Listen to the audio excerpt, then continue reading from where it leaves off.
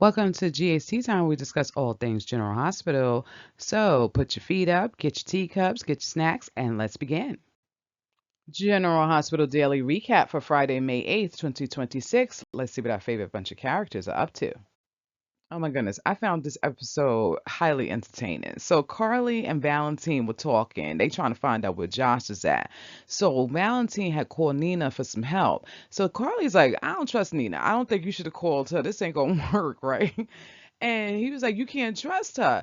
So Valentine was like, no, no, no, I got this. And he was like, let me make it up to you. I'm gonna find out where Josslyn's at because Valentine was like, he should have known that Brennan would have used Josh. So he said he gonna find out where she's at. So he went on to Nina's. Until I saw this episode, I didn't realize how unstable Nina was. I mean, she is out there. Something's wrong with this woman.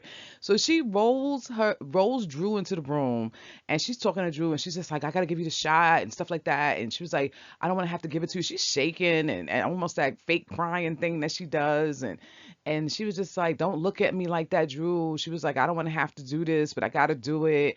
And before she gives Drew the shot. Oh, the other thing too, she said he's overdue for the shot. I was like, her and Willow are sloppy. Like how he overdue? Right? You're trying to keep him in this state and you overdue giving him okay, whatever. So she takes the shot and she takes it with her to open the door because doorbell rang. Brendan is on his way here. So she takes the shot and throws it underneath one of the kids' toys. Opens the door. It's Brendan. It's funny because she saw Brendan. She was like, "You look terrible." I said, "Damn, this man is having a hard day, right? He done lost his woman and lost his job." So he was like, "Don't forget what I look like. What you want, right?" So she said she called him over here to ask him about that stupid plan that him and Willow got. But she really called him over there because Valentine wants her to, hold him there until he gets there. So Brendan is like, look, don't be asking me about that plan. And then she's just like, well, did you find out any information? Because we need this whole thing to be over and such such. So he was like, he ain't find out anything yet. He got some leads, but maybe or whatever. In the back room, it's funny because Drew's listening to this whole thing. His eyes is all over the place, right? It's like listening, listening. But anyway, Valentine finally get there and he's holding a gun on Brennan, right? So Brennan is like, "Oh, this is what you call me over here for? You working with him and stuff like that." So Nina, this is crazy. Nina, before Valentine got there, she was trying to get Brennan out the door. I guess she changed her mind and she was like, "Okay, leave, leave, leave now," because she knew Valentine was coming. So he's like, "Why are you pushing me out the door?" But of course, here go Valentine. So Valentine says to Nina, he said, "I was told you shouldn't be trusted, and now I see it's true." But I was just like, what's wrong with Nina? Nina is all over the place. So first she's trying to help Valentine, then she's trying to help Brennan, then she's trying to give Drew the shot. It's all craziness. So Valentine says to Brennan, where's Josslyn? So now Brennan is like, wait a minute, what do you mean where's Josslyn? I don't know where she at. So Valentine still doesn't believe Brennan. He thinks that he knows and stuff like that. But Brennan's like, you're gonna need my help to get her back. Cut this out. But because Valentine don't believe him, he's still holding his gun on him. So somehow Brennan comes over, he gets the gun away from Valentine, and they start fighting, right? They brawling in Drew's house. They all over the place.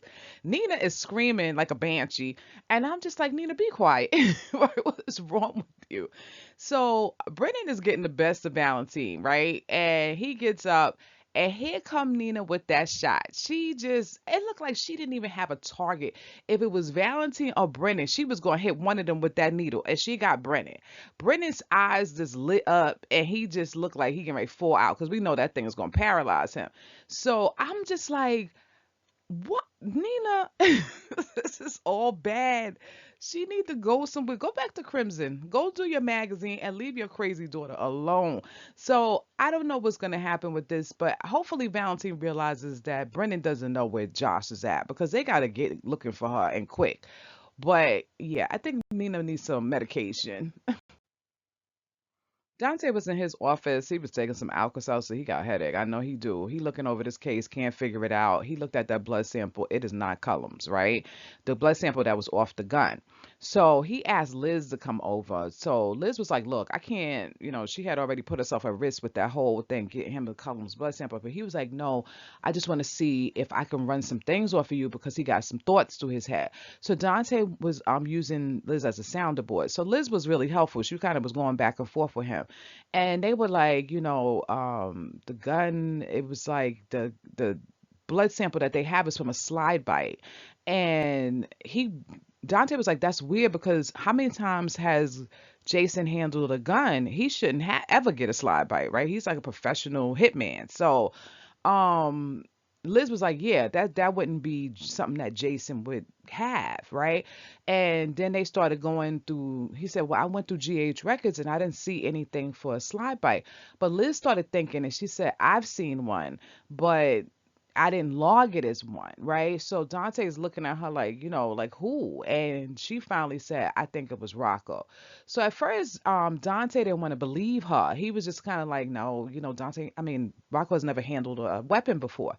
But but when he started thinking about it, like who would Jason take the fall for? And that's what Liz said too. She said the list was really short. And she was like, Sonny's grandson, Danny's brother, he would do that, right? So Dante is now you can look at Dante's eyes, he just looked defeated, right? So he world's worst father.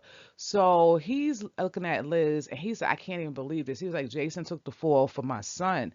And he's upset too, because he was like, his whole circumstances. He was like, Danny lost his father, her son, Jake, he lost his dad and stuff like that. So he was apologizing to Liz. Liz is like, there's nothing to apologize for. So, Dante was just like, I should have known and stuff like that. And he was like, my son is going through this and he's by himself. And Liz was looking like, I don't think he by himself. I think people know. So when Dante started thinking about that too, he said, oh, Britt. And then he was like, Lulu. Dante is going over there with the fury of all fury. He gonna burn that place down. If he gonna be so mad at Lulu when he get over there. But I think once they say what they say, he's gonna understand kind of why they've been keeping it quiet because he is the police commissioner. And now that you know what you're gonna do with this information, right? You cannot take your 16-year-old son and go tell him that he pow pow the WSB agent who's just as crooked as he wants to be. So I don't know what Dante is going to do. I hope, like he said, I should be a good father. I hope Dante be a good father, and he's not like, oh, we got to turn in and we got to speak up or whatever. This is not the time for that. He can speak up later after you get Cullum and stuff like that. Fake Nathan came over trying to convince Lulu to send Rocco away. Now, as much as he was getting on my nerve, stuff he was saying was kind of right. He was like, once they find out, it's not gonna be good for Rocco. They're gonna come after him and stuff like that. Lulu's adamant. She's like, no, I'm not sending my son away. I understand Lulu too. I wouldn't want to send my son anywhere either. But she's like, if she sees that the circumstances change, she would leave with him. But what I was thinking, if the circumstances change, you ain't gonna have time to leave with him. Cullum is coming, right? And he got that whole WSB force behind him. So Lulu is wishful thinking over there. I agree with her. She shouldn't just send that boy off like that. But I don't know I don't know what she should do. I mean, as far as this goes, because to me, I feel like she need to send him to go live with Sonny for a little bit because Sonny got some security over there. But I don't know. But Nathan was kind of really like going at her, and she got upset with Nathan because he was kind of basically calling her dumb for not listening. But I understand his urgency. His wording is wrong. He got to do better with that wording. But Dante's going to be in the mix. Maybe they could come up with a plan to keep Rocco safe.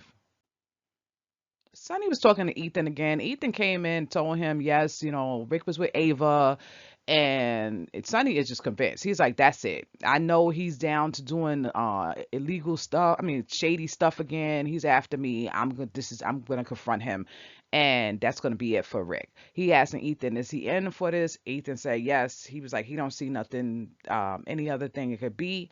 So they on their way to go find Rick. Ava and Rick conversation was so silly. Right? They two in this business with each other.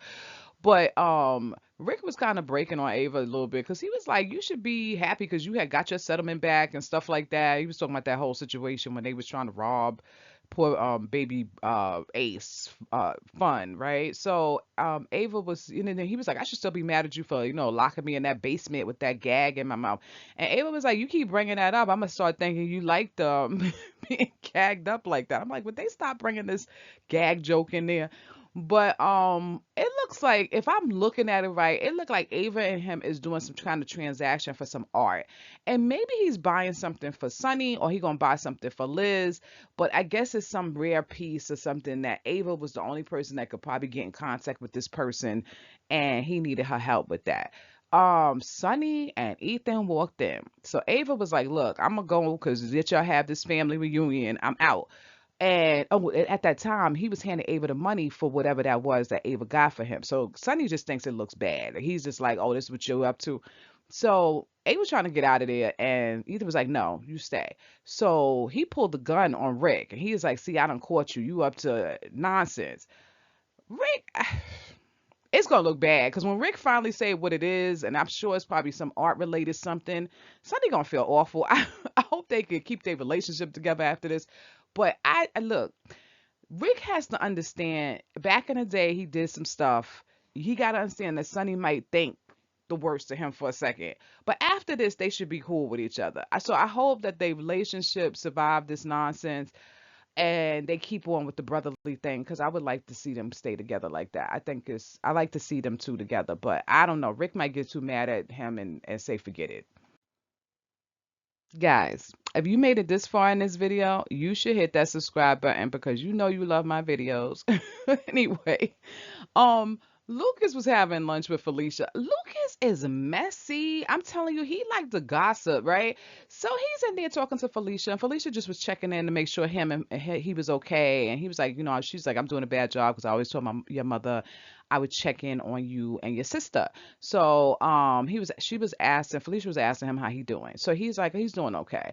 But he was like, Carly, kind of on the other hand. I was like, is he getting ready to tell Felicia about Carly's mess? But he cut himself off from there. He was like, she got some stuff going on.